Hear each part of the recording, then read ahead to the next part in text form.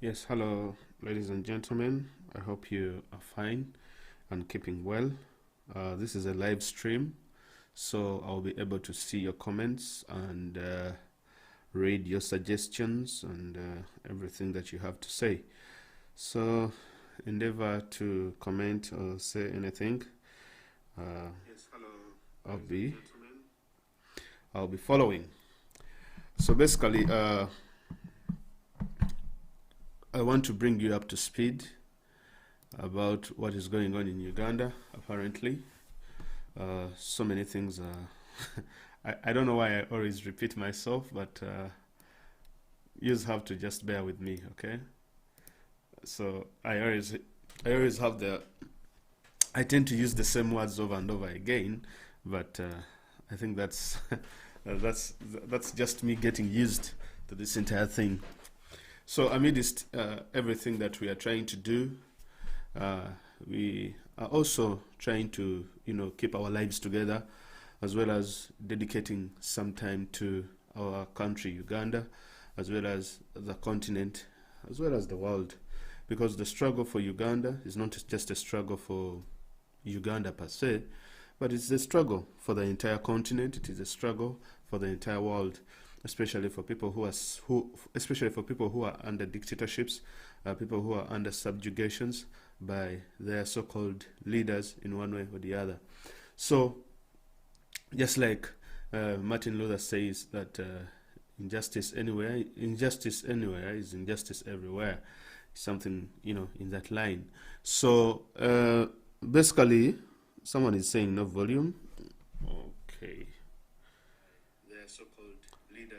I think the volume is there.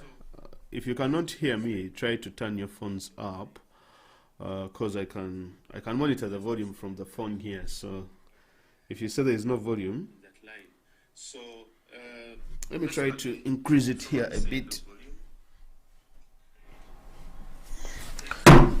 I think the volume is there. If you cannot hear me, try to turn your phones up, because I can monitor the volume from the phone here. To be honest, let me try to increase it here a bit. Alright, so I don't know how the volume is over there now, but you can let me know, because some of you are saying the volume is low.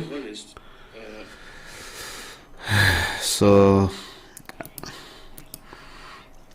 I always hate it to come and I always hate it when I have to adjust the volume. One of my friends recently told me that most of the times it seems I come unprepared, especially with issues to do with the volume. Some of you are saying the volume is low. So that's why at times I make pre-recorded stuff. But I hope now the volume is good, okay? Is the volume clear now? It is clear? Alright. Okay. I'm very sorry for that, especially for the issue to deal with the volume. It must be something with the setting over here. But I'm working hard to see that I improve and update my whatever equipment that I'm using. Alright. So let me get back to the point now. I would like to welcome everyone. I'll just send some hellos to guys watching: Chemtai, Kibirango, Cheza, Young Millie, Kathy, Kazaula Nesta, Sam Bukuru, Pretty Miriam, Walusimbi Senoga, Mike Luwucha, Gabriel Mato, Nkosi Bosco, and Etoto team and everyone. Alright, so basically I just want to bring to you guys up to speed, especially people who are watching outside Uganda, and also some of you who are watching within Uganda, because we understand right now in Uganda it is now 18 days ever since the social media was actually taken off. People can access the internet, but they cannot access social media. That is in terms of Facebook, Twitter, and all these other apps, WhatsApp and all these other apps, Signal, Telegram. But I implore Ugandans, if at all you're Ugandan, try to join Reddit.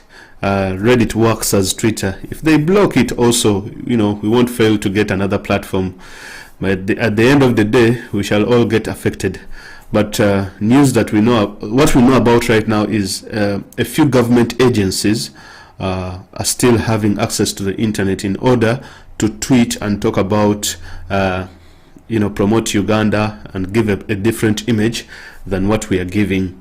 So that is their strategy. But Ugandans now have to rely on VPN for 18 days. No access to social media, no access to Twitter, no access to WhatsApp, on all these other platforms. Absolutely nothing. What is fascinating is the government of Uganda is trying to host a show called Mama Awards that I talked about in one of my episodes. Now, that award, for those of you who follow African music, it's called the MTV Best Africa Music Awards, that actually rewards musicians on the continent. Now, Uganda invested a lot of money in that venture in order to promote tourism, as also to promote the image of the country. Now, we as activists, we as change-seeking Ugandans and people all over the world that are, helping Uganda to have change, we have decided to let Viacom know, the company that owns MTV Base, as well as MTV Base, know that they cannot hold such awards in Uganda because of the human rights atrocities, because of the killing of Ugandans, and so on and so forth. Because we expect such companies to have something called corporate social responsibilities, or CSR. Because if you have corporate social responsibility and something goes against your corporate social responsibility, of course we expect you to actually act according to your CSR, regardless whether you signed a deal with the government or not. You get it? Because we understand that the government of Uganda invested over $7 million US. And what we also understand is that the government of Uganda is trying to polish up its image after the elections in order to make the entire world forget about what happened on November 18th and 19th last year, when over 64 people in the country were being killed. The violence that was unleashed on Bobi Wine, the violence that was unleashed on People Power supporters, the rigging that took place, the chasing away of agents of Bobi Wine, and all these other kind of malpractice that happened in Uganda. So what the government planned was to have such kind of events like MTV Music Awards, to have things like coming up with stories of Al-Shabab and things of that stuff, to make Museveni, look, to show the world that maybe that Uganda has moved away from all these kind of things. But we have fought on. So many Ugandans on Twitter are trying to tweet and let MTVBS, whatever that thing, Mama Awards, know that you cannot hold awards in a country where musicians cannot sing. You cannot hold awards in a country where musicians are behind bars just because they support a different candidate, just because they sing music that is calling for change. It's just like going to South Africa and Lucky Dube has been imprisoned, Chaka Chaka has been imprisoned, and all these other people have been imprisoned, Mafikizoro, and then you go on to sing. Does it really make sense? You go to Nigeria, then you find Burna Boy is in prison, Wizkid is in prison, whatever, those guys, they are all in prison. Then you hold awards in that same nation. It completely doesn't make sense. So what we are trying to do is we are trying to fight back. Whereas the government of Uganda has said that this is going to be a virtual event, it doesn't make sense for this to be a virtual event in a country where social media is even blocked.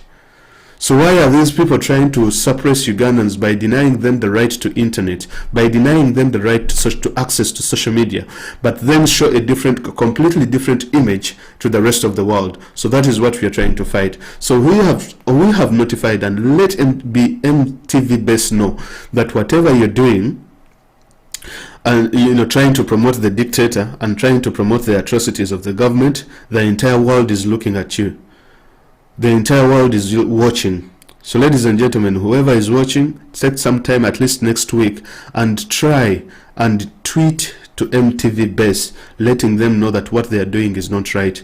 tweet to the musicians, because reports that we are having now are that the musicians, some of them are calling MTV Base and letting them know that what they are doing is not good, and it is going to dent the image of the entire awards as well as the entire company. And some of them who have been working with MTV Base, it is said that they are going to pull out with working with this particular organization, because the next thing we are going to do is to see MTV Base singing for Al-Shabab or singing for ISIS or singing for Boko Haram and all these other people, because these ones, where there is money, they will go. So that is what is happening. So so that is in the field of the so-called Mama Awards, and the fact that they are going to be held virtually, and then the internet in Uganda is off. No one is supposed to access social media except Museveni and his family. Just bringing you up to speed for these things, and then I'll go to the main story about that was in the New York Times. Then I'll also go to the issue where Bobi Wine is at today and what we expect tomorrow. Now, also in this week, I showed you the story where the government of Uganda was trying to play on, on trigger words or trigger actions. That's something called a trigger word, right? It's a word that actually reminds you about an incident or reminds you about something that makes you panic, and then you can do something that you have been unprepared to do in one way or the other. That's my clock, so don't worry about it. So no, that clock is not going to stop. Okay, before I go back to the issue of trigger words, let me first wait for this clock to go off, and then I will go on. Katamba Joffrey, Lil Ole, thank you very much. Kathy, thank you. Person Namunida, thank you. Nachas Vanessa, thank you. Kenny Maisha, thank you. Viola Namata, Rockmall, Sekaja, Charuzi, Ferist Namara, Ricardo, Smart Namiga, Melakli Miket. All right, the clock is done. Now, where was I? The issue of Al-Shabab. We all understand that Uganda has the biggest number of soldiers under the AMISOM, the umbrella that is trying to restore peace in Somalia. So when you talk about Al-Shabab, it is a trigger word for the US foreign policy, because it involves Islamists, as also it involves terrorism. If there is any country in the world, especially in sub-Saharan Africa, that has actually benefited from terrorism, it is Uganda. Uganda has benefited a lot from terrorism because it has always played that card in order to get funding from the Western donors, that is the Americans, as well as the Europeans and all these other people. Because what we do is, number one, we get training of our soldiers, of which that same training is being used against us with the people of Uganda. Number two, we get arms, of which these arms are actually given to Museveni and his cronies, and to entrench himself in power, and is given weapons and so on and so forth.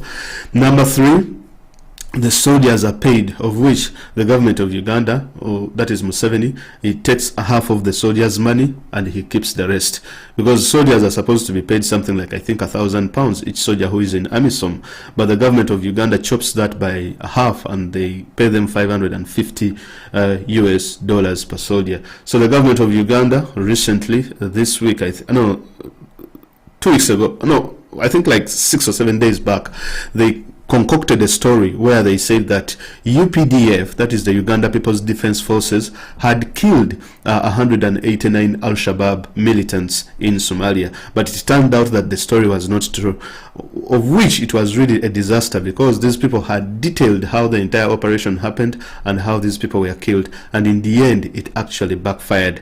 The entire media fraternity went into a frenzy when they discovered that they had ran a fake story that was unofficial story from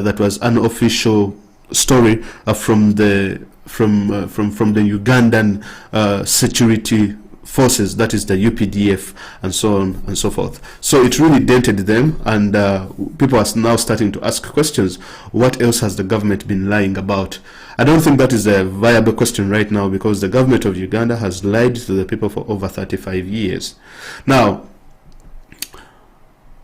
so much has been going on. Yesterday, the U.S. ambassador, of course, met Bobi Wine, and in her statement, she said that they discussed so many things. That is the political future of Uganda, and also discussing things of transition, as well as discussing things of the role of the opposition and things of that sort.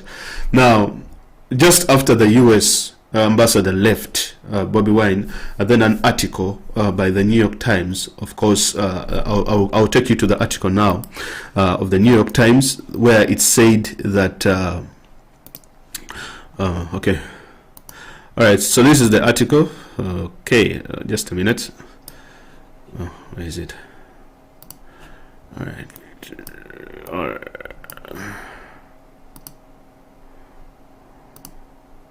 alright, so the article by the New York Times said that it was written yesterday, the West's patience with Uganda's strongman wanes after a bloody election. The United States is considering action against the government of President Museveni, a long-time ally who has crushed dissent at home. The European Union has also expressed concern.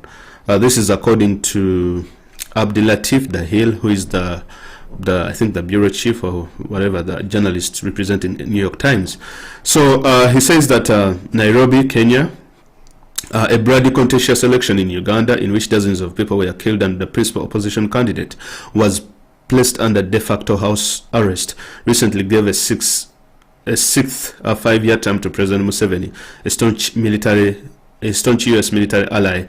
But now the U.S. Department, this is very crucial, but now the U.S. Department says it is considering a range of actions against Museveni, who since taking power in 1986 has been among Africa's leading beneficiaries of American aid, taking in billions of dollars, even as he heightened his iron grip to the nation.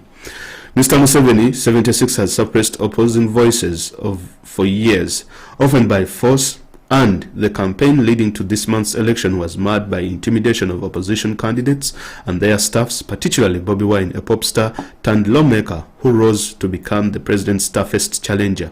Violence convulsed the country during the campaign, and election observers and opposition figures contend that electoral fraud contributed to Mr. Museveni's re-election.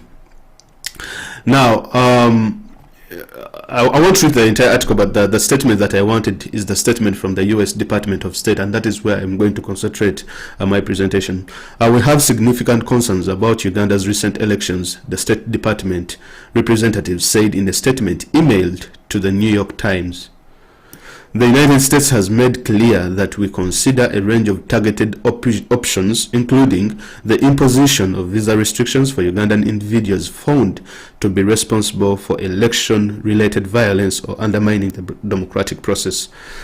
The conduct of the Ugandan authorities during those elections, the statement read, is one factor that will be considered as we make determinations on the future future U.S. assistance. Other nations have also voiced concern over how the post-election period in Uganda has unfolded.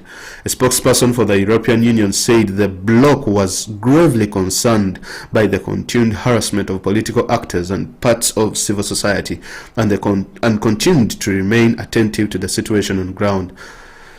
Mr. Museveni has reportedly been meeting with foreign diplomats in recent days as concerns mounted about the conduct of the vote, and many Western and African partners have yet to formally congratulate him. The Kenyan presidency deleted a post congratulating him after it was widely criticized, and Facebook erroneously flagged it as containing false information. Before, during and after the vote, journalists and independent observers were kept from closely watching the procedures, and the government refused accreditation to most of the observers and the U.S. mission in Uganda. Most of the observers, the U.S. mission in Uganda had intended to deploy. A nationwide internet shutdown restricted the flow of information. As the election results trickled in, authorities surrounded Mr. Wine's house, refused to let him out and even prevented the US ambassador from paying him a visit. Security officers withdrew from his home this week after court ruling, but they continue to maintain roadblocks nearby and they surround his party headquarters. Mr. Wine, 38, whose name is Robert Kyagulanyi, maintains that the election was rigged in Museveni's favor and plans to present evidence in court on Monday, challenging the results. So that's where I'll stop with the statement. Now, flip. As you have seen, in the statement, the U.S. Department of State has said it is considering visa restrictions, as well as looking into the issues of aid and things of that sort, as well as other sanctions. Because what they are looking at, or what they are going to be doing right now, is something called targeted sanctions, targeting especially individuals, that is individuals in the Ugandan Electoral Commission. Hold on. They are going to be targeting individuals, number one, in the Ugandan Electoral Commission, just like they did in Tanzania, whereby the Tanzanian Electoral Commission was actually, they put sanctions on these individuals.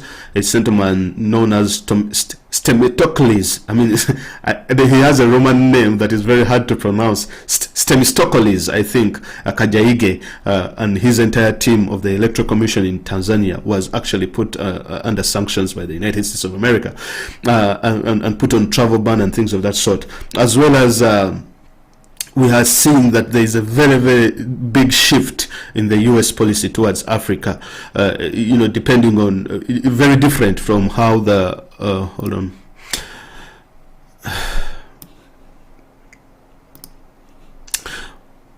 What we are seeing now is that the U.S. policy on Africa is actually changing, and now it looks like these guys are going to be doing something about people who undermine democracy, who undermine elections, and this kind of stuff. Because what the U.S. is trying to show the world is that it is, trying to get back and, take that position of of a country that upholds, because Uganda would have said, because some people would say, yeah, we don't need these guys, blah blah, yeah, fine.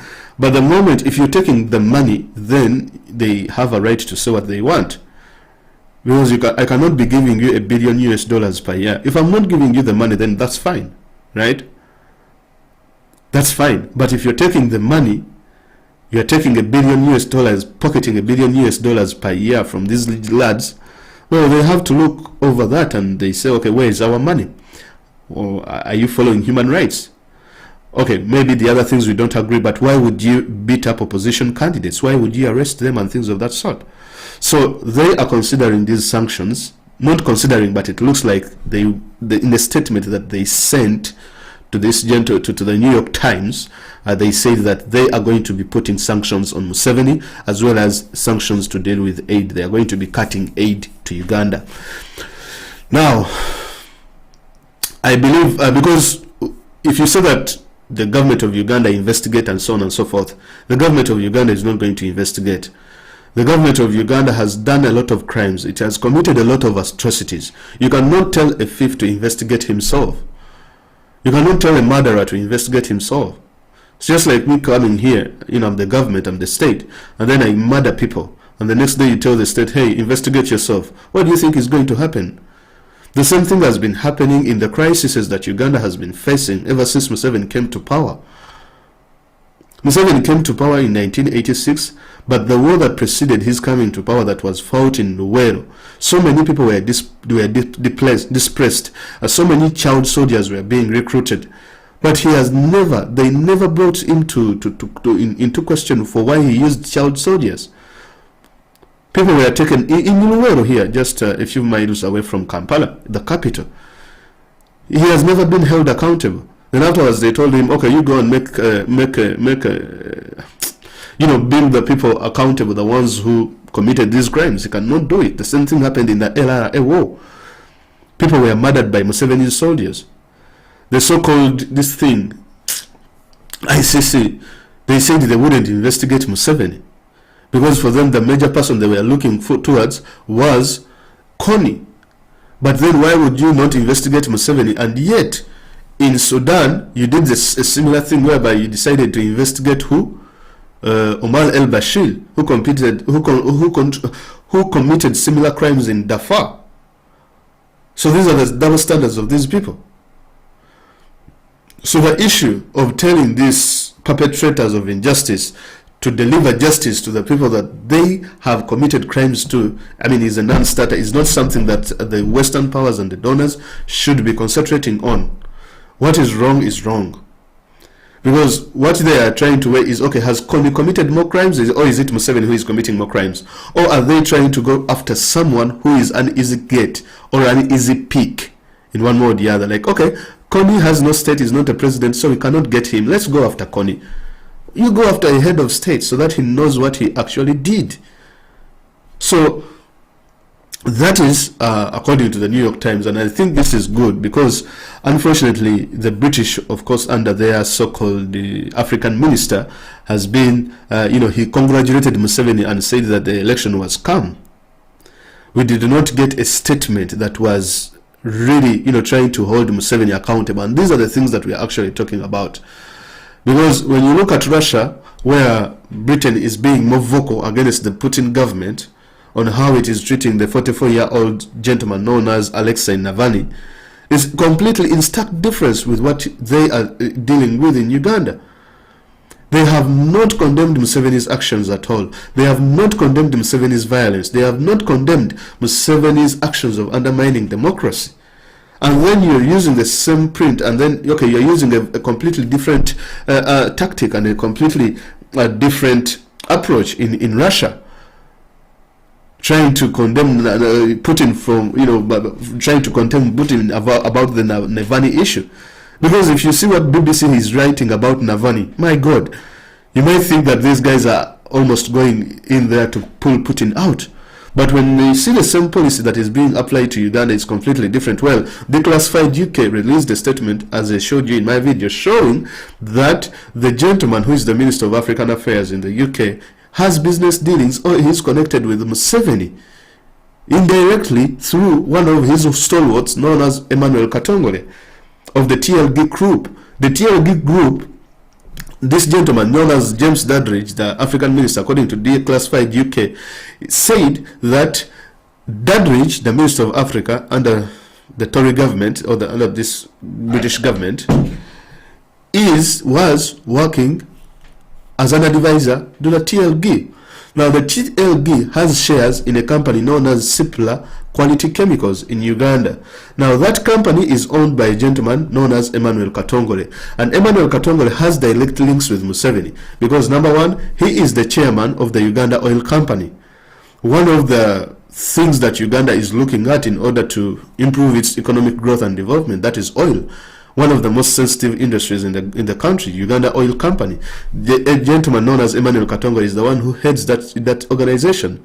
That's whatever organization. Then Emmanuel Katongole was given is the one who was told to head he headed the committee that was collecting COVID funds from the public. He's the same gentleman who was tasked to produce hydrochloroquine by the government of Uganda, all getting this money through the pockets of government. Through the pockets of the public. Now, everything all connects because Dadridge is connected to Museveni. Dadridge is connected to Katongole, who is connected to Museveni. Now, in Uganda, we all know this. Museveni hides his properties and investments. We know this. Museveni's stooges and so-called stalwarts, they hide their riches as well as their money and their properties because they don't want people to know what they own. So you see so many rich people propping up in the country. You see this one is building arcades. You see this one is buying land. You see this one is doing investments all over the place. But when you sit back and look closely, you see that this Katongole is just a facade that is being put in place, of which he doesn't own any of this. Because he is an economist, definitely he must be just trying to run Museveni's things, because that is what it is. So if you take Katongole out of the question, so that means that Dadridge is directly connected to Museveni.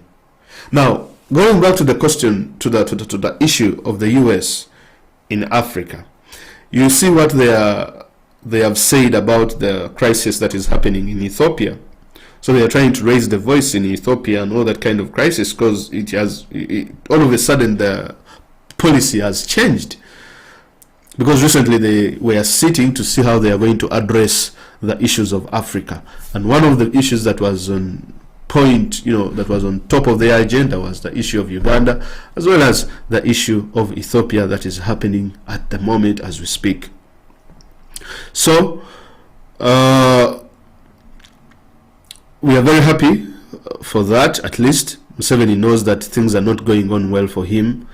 He has tried to play the Al-Shabab card. It has failed. He's trying to bring Mama Awards. Everything is failing. So things are not so good for him.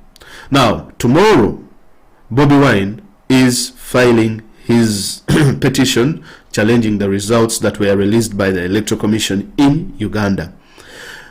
We all know that the Electoral Commission announced Museveni without collecting all the votes first. Because when they announced the votes, when they announced the winner on January 14th, 1,200 polling stations had not been, results from 1,200 polling stations had not been included, number one. Number two, the Electoral Commission under its chairman, known as Justice Byabakama, could not account from where these so-called results that he was reading were coming from. Number one, he was only reading percentages as well as reading the millions.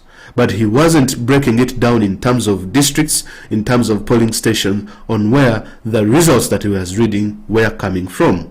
He was just coming out and saying, okay, now Museveni has 50%, Bobi Wine has 20%, 1 million votes, 2 million votes. But he could not go down into detail to explain that these votes were coming from a particular polling station or a particular district. Now, what happened later is the people of Uganda, through social media, especially the people in the diaspora, they put the Electoral Commission on high alert, and as well as pressuring it to release granular data as well as release information on where they were actually getting these particular results that they were reading. The Observer ran a story that showed that people wearing SFC guys were actually the Observer ran a story saying that SFC, Museveni's Special Forces Command operatives, were around Chambogo where the results were being tallied. The Observer also went on to say that they had a completely different tally center, and they were wearing Electoral Commission shirts around the area. Of what purpose? SFC is not supposed to be around where they are voting from. What was it doing there? All these kind of things, of course, created a lot of contradiction, and also they exhibited a lot of undemocratic practices by the Electoral Commission. When people started tweeting results, when people started bringing in results from different areas that showed that Bobi Wine was actually winning, that showed that Bobi Wine was actually gaining ground, the Electoral Commission, as well as the Uganda police and everyone, started going after these individuals, especially those ones who are living in Uganda, and telling them to delete those tweets. Bobi Wine's agents and his polling supervisors were hunted down like chicken thieves in the entire country. Some even had to run to neighboring countries just because these people wanted DR forms, and they wanted access to DR forms, and they wanted access to their cameras as well as their phones to get footage, if at all, that is if they had captured any footage from the polling stations. When the Electoral Commission was being told about these malpractices and the violence that was being exhibited by these goons and thugs, it said that for it didn't see anything. Later on, evidence, internet was returned back on 5 days later. When internet was put back on, people started sharing DR forms. People started sharing images. People started sharing videos. The evidence exploded. It was so overwhelming.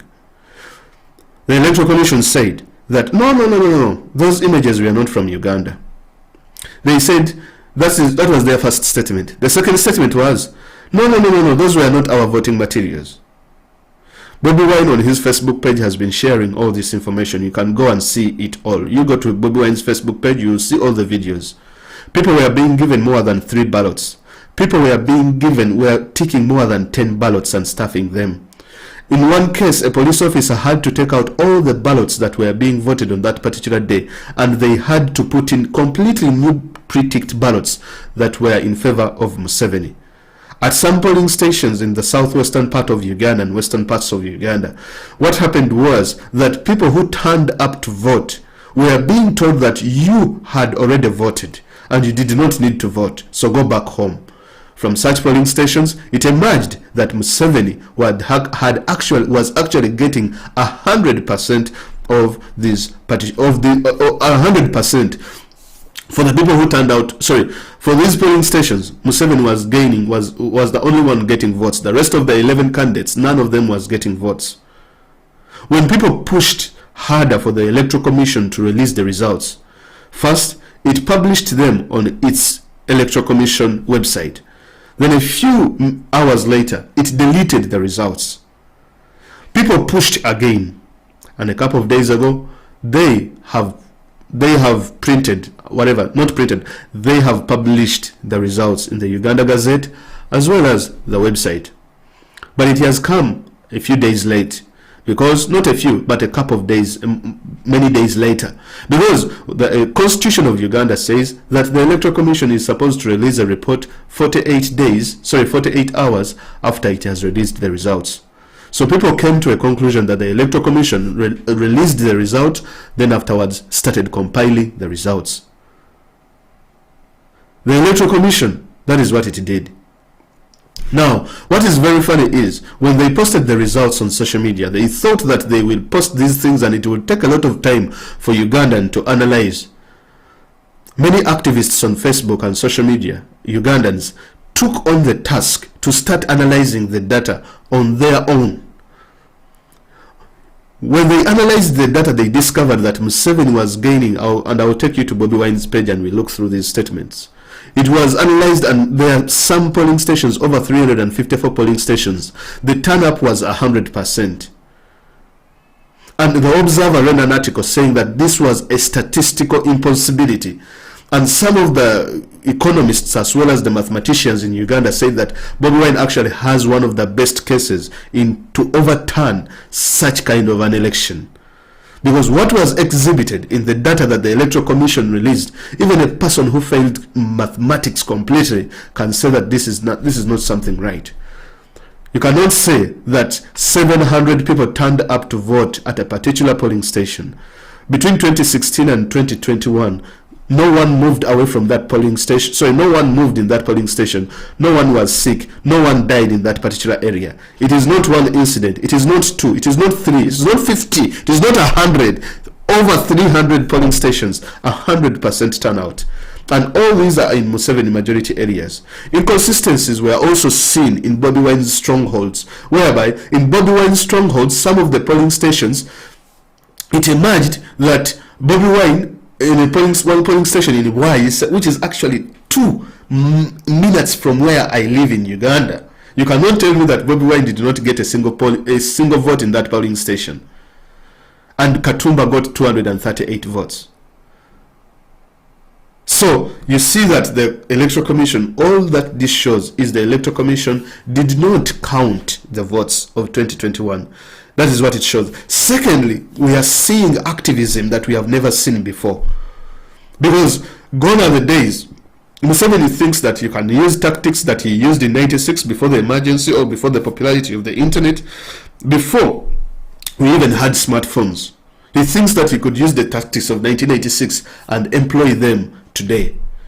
The tactics cannot work. Because now what we are seeing in Uganda is the rise of citizen activism to try and look for the inconsistencies that are being delivered by the Electoral Commission. These people are not hiring firms or things like that. The people are taking on the tasks by themselves, the people of Uganda. And these people are not even trained in terms of mathematics. They are not trained in terms of economics. These people are so easy to get. You just have to wake up in the morning and close your eyes and point on the district and say, okay, Chiruhura. And then go and look for Chiruhura on the Electoral Commission website and download their data that they released according to the number of voters and per polling station and things of that sort, and then compare. When you go to Chiruhura, you will find that over 100, the entire polling station, the entire district, with over 80,000 voters, Bobi Wine only got 200 votes. But Museveni got almost 70,000 votes. And you will find the percentages in some areas. I mean, when they were computing the percentages were more than 100%. Meaning that people voted and voted even so much. So the Observer ran that article called Statistical Impossibilities, that this was completely impossible. And then we have to ask as Ugandans that where are our mathematicians? Where are our economists? Where are the so-called intellectuals? Why are they not saying anything? That is why you see this is more of a revolution, because a revolution is a bottom-up approach. It's not a top. It's not a top-bottom. A revolution is a bottom-up. You do not wait for intellectuals, the so-called philosophers and professors of Makerere, to come and explain this. It is the people of Uganda that are taking on these tasks. It is just activists like you and me on social media, on Facebook, who pick interest into the matter.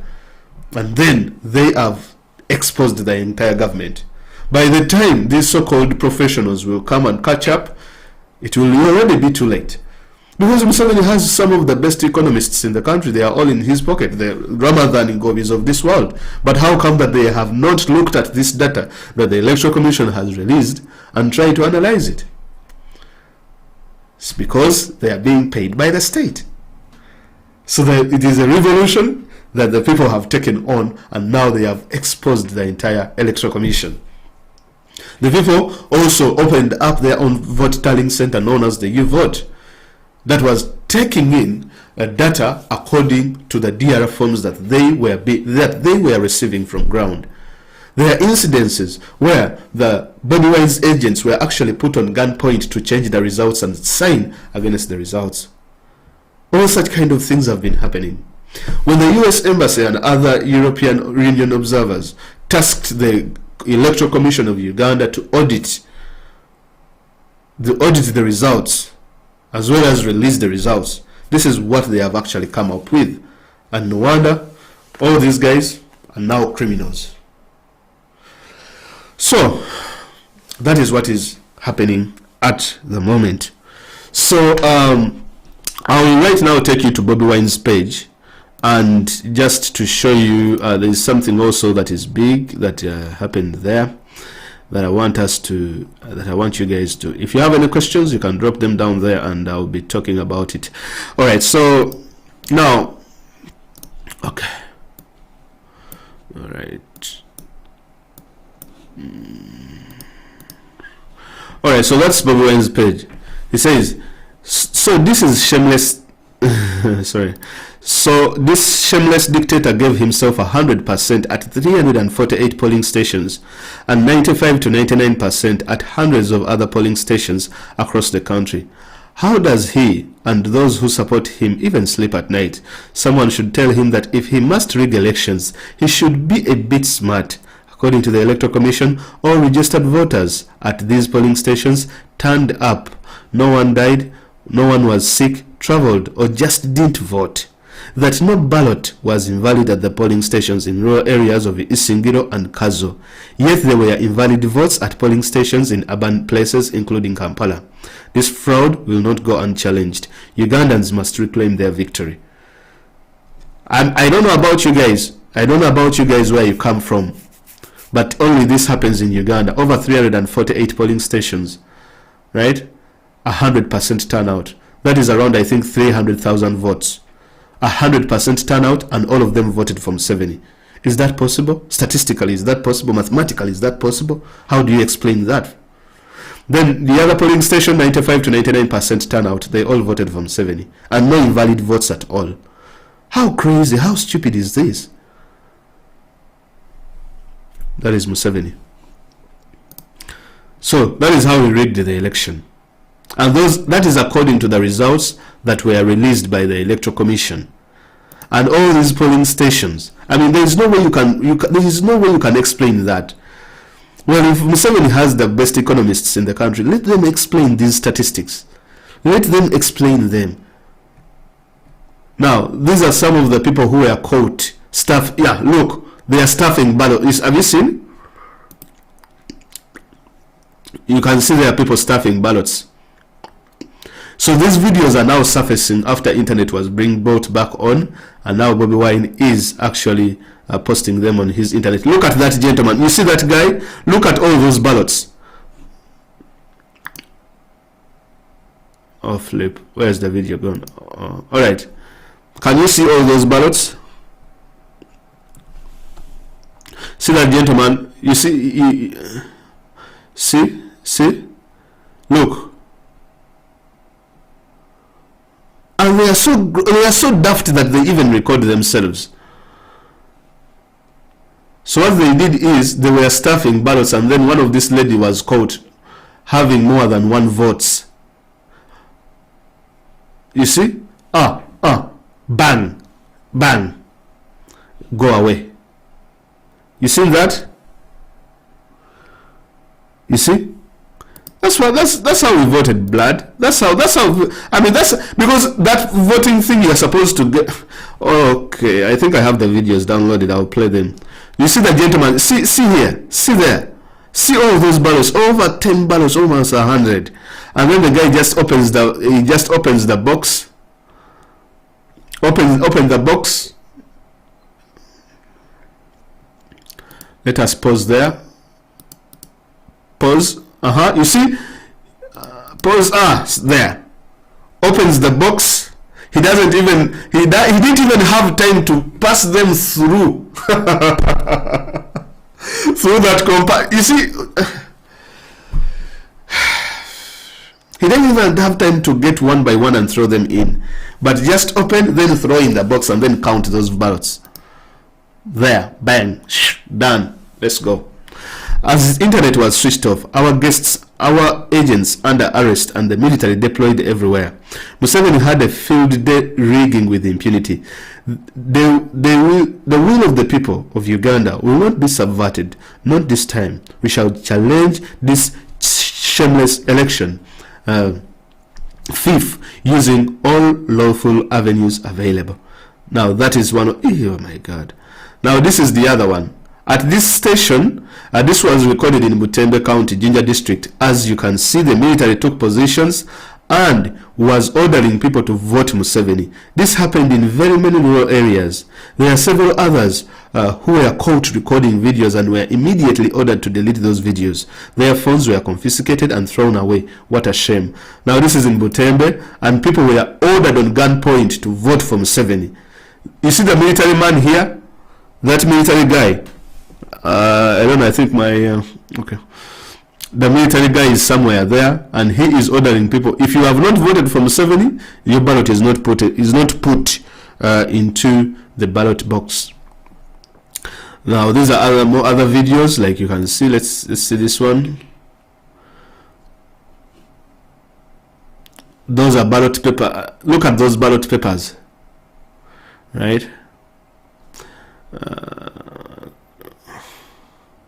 Because the Electoral Commission was saying, no, those are not our ballot papers. There they are. Okay.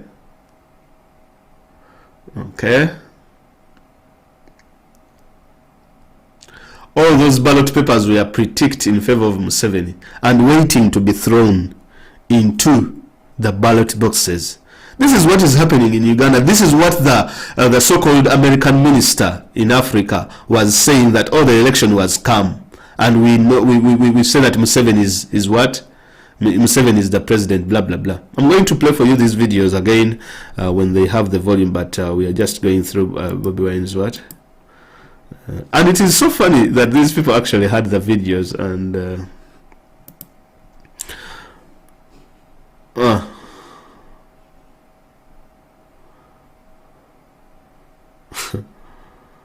my God.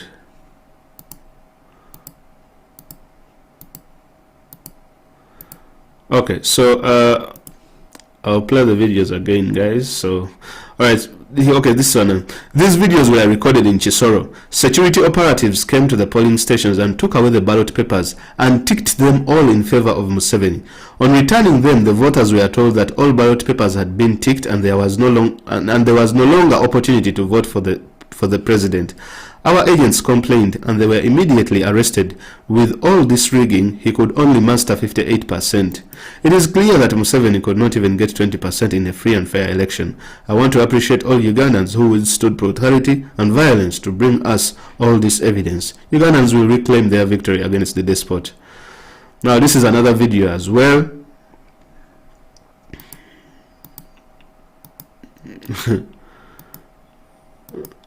Alright, and in this video, Chisoro again, the presiding officer was reporting to her supervisor how security operatives took away all ballot papers and ticked them.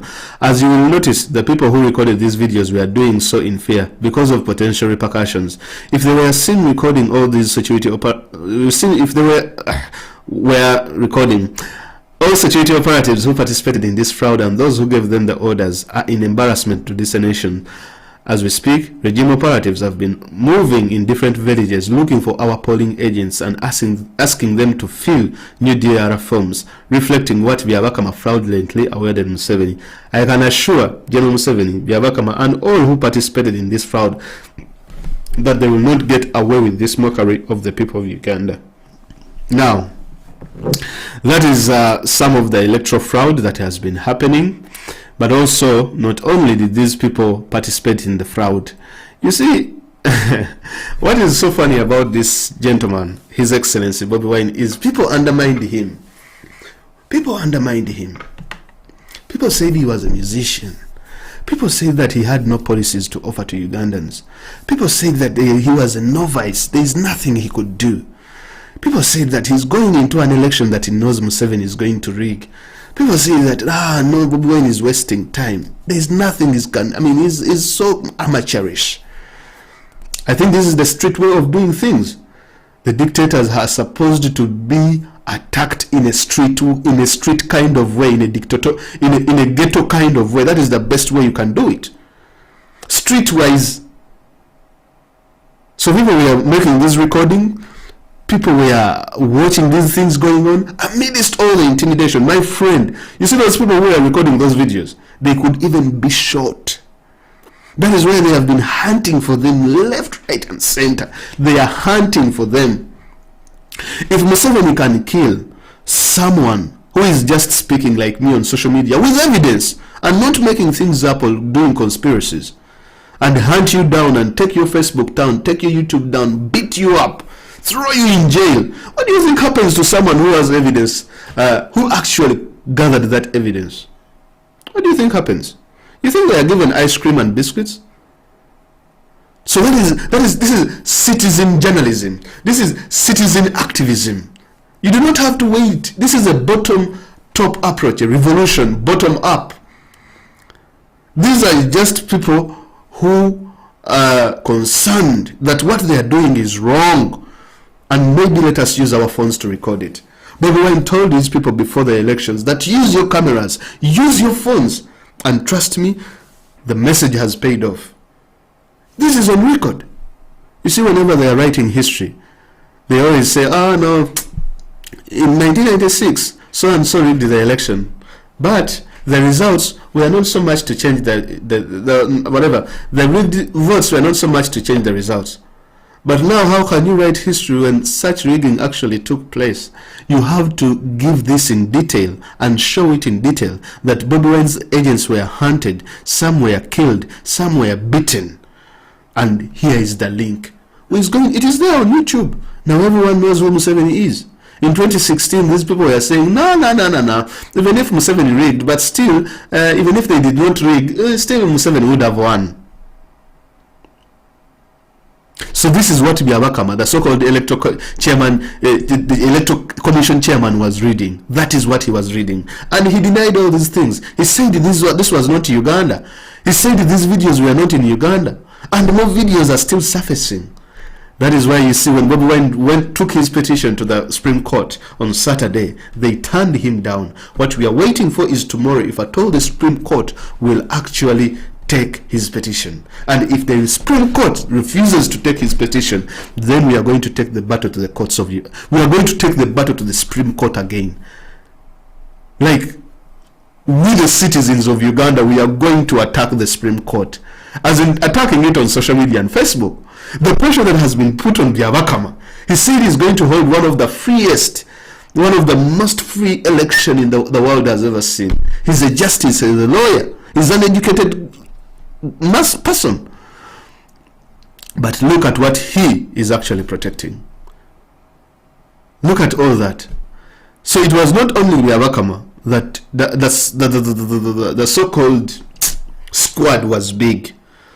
And this is what happened.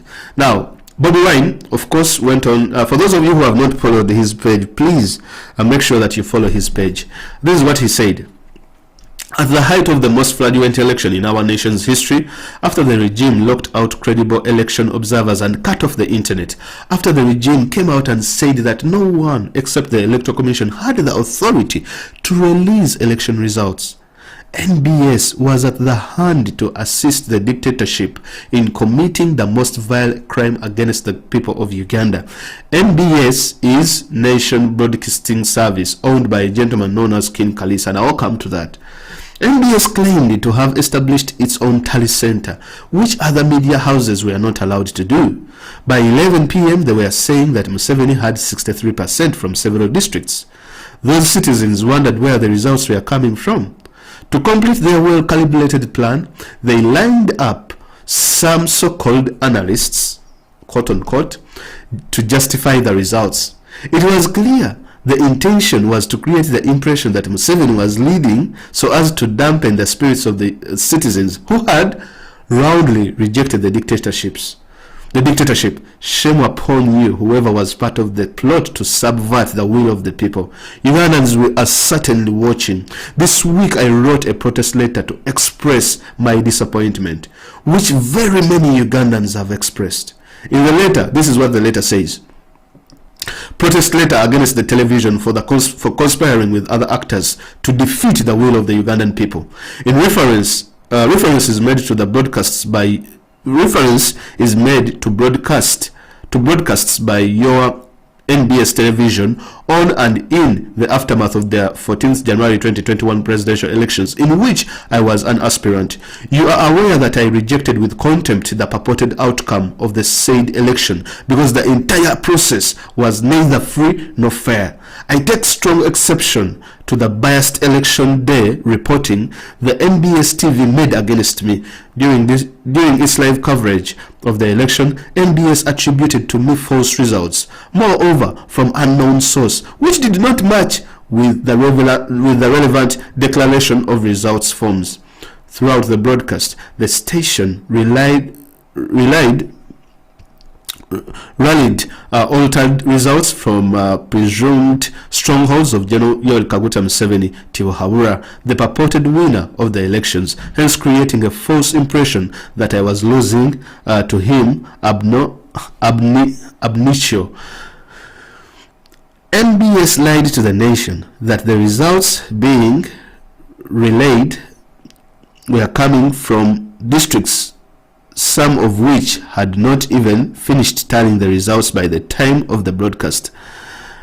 Every sensible citizen could see that there was a deliberate ploy to create the impression that General Museveni was in an early lead, hence putting down the spirits of the citizens who braved the sun and the rain to vote for change. It is unfortunate that you used your station to conspire with the regime in order to defeat the will of the people of Uganda. You will recall that in many countries, corporations like yours have chosen to side with the regimes in power against the people in situations of great moral conflict. Whether they do it for material gain or other considerations, they never escape the consequences of their depravity. I hope you will reflect on your actions and apologize to the people of Uganda. Now, That is the protest letter that Bobi Wine wrote. So in the letter, Bobi Wine, what he's trying to address is that NBS connived, or they worked together with the Electoral Commission, because this was part of the plan. Security, Electoral Commission, media, portray Museveni is winning. The public should know that, okay, that is why they were releasing results in partiality, like in parts. And then they brought the so-called analysts. Ha ha ha! Analysts, tell us, why is Museveni winning here? He's winning. You know, they wanted to give. You see, the problem with NBS is it likes to think that it is on the calibers of TVs like the CNNs of this world, as well as the BBCs, as well as the what do you call those television stations, the Fox News and all this kind of thing. They want to take themselves in that particular caliber. NBS, our brothers and sisters, you are not competing with those TVs. The TVs you are competing with are TV West, Bukede TV, those so-called local channels. You cannot even compete with KTN in Kenya. You cannot even compete with any Kenyan television station, because no one in Uganda, outside Uganda, actually watches NBS except for us Ugandans. You get it? Because for me, at least, I can go and watch Kenyan television. I can watch Kenyan, read Kenyan news, or Zambian television or news and things of that sort, or watch Ghanaian Joy Online and those kind of things. But no one watches NBS. Now, the government of Uganda, Museveni the dictator, worked with this station to give people a narrative that Museveni is winning. So they were reading results from Museveni's strongholds, and then they came out and said they brought the so-called analysts, on quote unquote, because the same analysts are now not being brought up to analyze the statistics as well as the results that the Electoral Commission released, because that is what the analyst is all for. The analyst has no evidence. If you know that Museveni has been rigging the elections for the past 35 years, why do you take out the possibility of rigging in that election when you're making your analysis? Well, these so-called analysts that I did not even watch, I don't know who they are, but at least I know the kind of analysts that NBS always has. The so-called analysts were there doing what? Telling the world that, you see here, we know why Bobi Wine is losing here. Bobi Wine is losing here because here the people have done this and so on. Oh, Bobi Wine, of course we said this one you won't be winning. Bobi Wine will be winning in Uganda. Bobi Wine is not going to win in Western Uganda. Oh, Bobi Wine here. Oh, Museveni here, Museveni there, Museveni here, Museveni there. That's what they were doing, because they were CNN wannabes as well as Fox News wannabes. They were standing with their stupid microphones. I can call right now that Mbarara municipality is going to Museveni. I can call right now that Kampala is going to Bobi Wine. That they were making calls. Try to be yourself. You're not that kind of level. Try to be yourself. And I do not know why. I mean, let me tell you the funny thing about Ugandan journalists. No Ugandan journalist is paid more than $250 per month. That's what they get. $250. Very smart guys. Very smart. They buy some of the best suits in the country. Some of them wear the best of the dresses or whatever outfits. Actually, they don't even buy. They are being dressed by so-called boutiques. But they are as broke as hell. They work for $250 per month. And the amount of work that they do, whereby they are forced to make to produce a narrative that they do not concur with. So the executive chairman, whatever CEO of NBS, known as King Kalisa is renowned. In Operation Fungua Macho, I told you about that he was involved in buying equipment that was going to surveil Ugandans after the 2016 elections. He was involved in that. It is even there. It is documented. I will show you. Let me show you the document here on my Twitter, actually, because I had tweeted it so that I remember it for this. All right. So this is my Twitter now, right? So that is King Kalisa, the gentleman who owns that television station. So, like I said, King Kalisa, CEO of Next Media, was among the architects of the state surveillance of the opposition by Museveni. This started way back in 2015, advising the dictator on how on how and what soft and spyware to use and be deployed for the project. This project was known as Operation Fungua Macho or Operation Open Your Eyes, whereby the the Ugandan government bought software from a UK firm that it used to eavesdrop on journalists, diplomats, Ugandan opposition politicians, activists, and so many other people. In this operation, the software was used they installed cameras and listening devices in some of the major hotels in Uganda. They installed so many devices in people's homes, in diplomats' houses, and things of that sort. Also, they deployed this software on people's laptops and computers. They set up fake Wi-Fi hotspots, whereby their target, if he logged on or if he tapped that Wi-Fi hotspot, they would completely take control of their phone and their laptops and see what was going on in that particular person's life.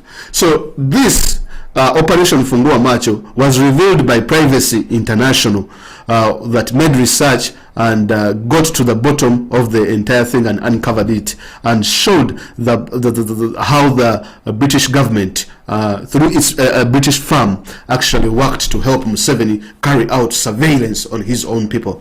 So in one of the excerpts you shall go to Privacy International and you'll find this so-called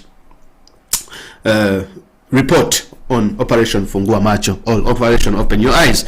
So this is the excerpt that I took out. Negotiations over surveillance projects are likely to remain close to the president's inner circle. This is according to Privacy International. The local contact of the hacking team potential deal was King Kalisa. Now, there were the hacking team. There were two groups that were vying to provide this software. One was the hacking team. The other one I've forgotten when I read through here. The other one was known as Gamma. I think it was known as, was it Gamma? Was it the software the spyware was known as I think Finfisher, something of that sort. But there was another team called the hacking team that wanted to also provide software to compete with the British guys. Now, they say negotiations over surveillance projects are likely to remain close to the president's inner circle. The local contact for the hacking team potential deal was Kim Kalisa, a business executive considered among Museveni's closest contacts. Ken Kalisa, that is the gentleman who owns NBS Television, according to the documentation obtained by Privacy International and included as an annex, Ken Kalisa was President's Special Advisor on ICT from 2000 to 2009. Kalisa has also been the chairman of National NBS Television Limited from 2007 and vice chairman of the National Association of Broadcasters since 2011. He is also the executive chairman of Kin Group Limited, the holding company that owns the companies including NBS Limited, and director of Uganda branch of EcoBank, a major African bank. Kalisa was listed as the end user leader of the hacking team procurement initiative through Hillcom East Africa Limited. Hillcom was incorporated in May 2010 as a company to deal in supply of broadcasting equipment and other audio-visual and data recording equipment. It has been approached by international companies seeking to tender lawful interception projects in Uganda. It is majority owned by Ken Kalisa, also its sole signatory on its EcoBank account. Kin Group's legal advisor was also liaising on behalf of the Uganda Police Force for the hacking team project. King's Group response is included as annex. Bang. Gentleman was involved in buying spyware to surveil Ugandans. That's the gentleman who owns NBS.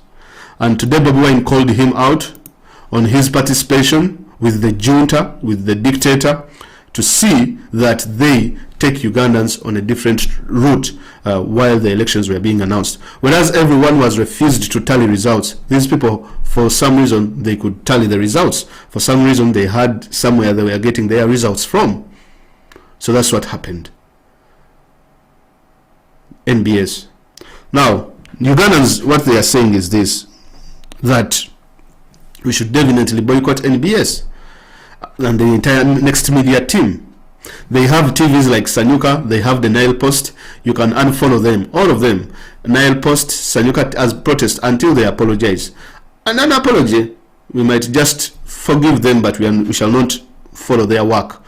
NBS, Sanyuka TV, Afro Mobile, there is an app they call Afro Mobile because King Kalisa is an expert in surveillance. Ladies and gentlemen, if you download Nile Post, if you download Afro Mobile, trust me, these people have access to every information on your phone. Everything on your phone. Be careful, because King Kalisa is one of the people who are experts that advise Museveni on how to work in terms of surveillance. Sanyuka TV, Nile Post, NBS, you know them, those TVs and radios of Next Media. Just unfriend them, unfollow them, and let us see where they will make their money from. Let them go back to their boss so that he pays them, and then we see. And trust me, we are going to see a big exodus of most of them, most of the, what do you call them, most of the journalists that are working with the station. They are going to leave because Kalisa is not going to be able to afford them once again. Alright, so ladies and gentlemen, unless if you want me to talk about something else, but I would wish to stop here and not to make the video so long, but let me see some of your comments and see what you have to say. Okay.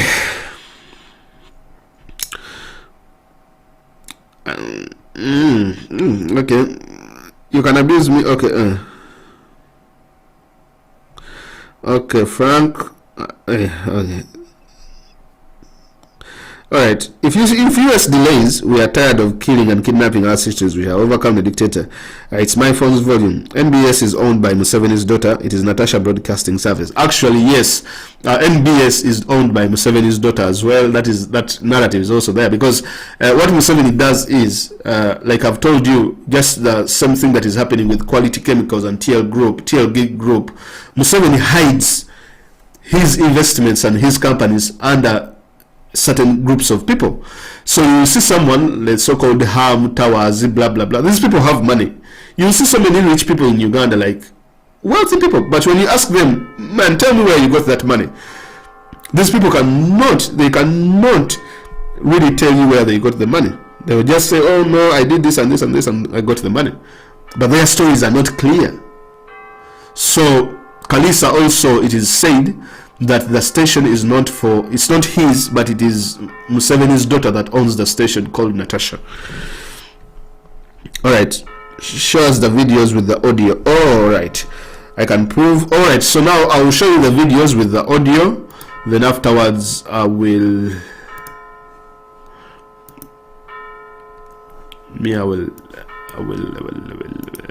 of the people rigging. Okay.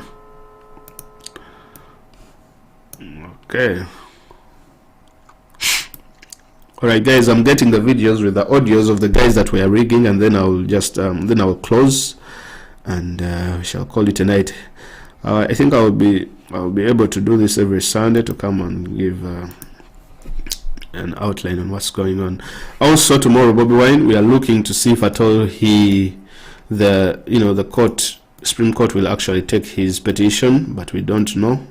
Fingers crossed. Hopefully they will take it, because if they take it, the evidence surely is overwhelming. And also Museveni has been talking to Bobby Wine so that they can sit down and talk. That's what he has been saying, that he wants to talk, but he doesn't want anyone to mediate the talks. That's what Museveni has been saying. He wants to talk, but he doesn't want anyone to mediate the talks. So we are also wondering why, if at all he won the election, why does he want talks? Okay, so he wants to talk. Some analysts are saying that maybe he wants power sharing. He wants to share the power with Bobby Wine. If Bobby Wine wanted to share power with Museveni, he would have gone to him and told him. But if Museveni is saying that he wants to talk, it's interesting, ladies and gentlemen. Alright, so I'm trying to get for you the videos here.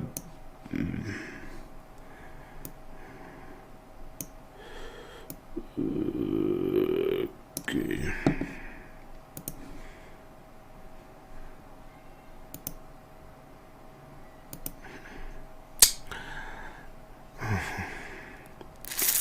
You know what? I think I'll just compile the videos and then I'll post them on my YouTube, and then you guys will see them, because the software I'm using here will not give you a good image. Like, they look weird. If I post them here, they kind of look weird, right? See, let me see. See, that's how they look. Like, they don't come out well. So I'll have to just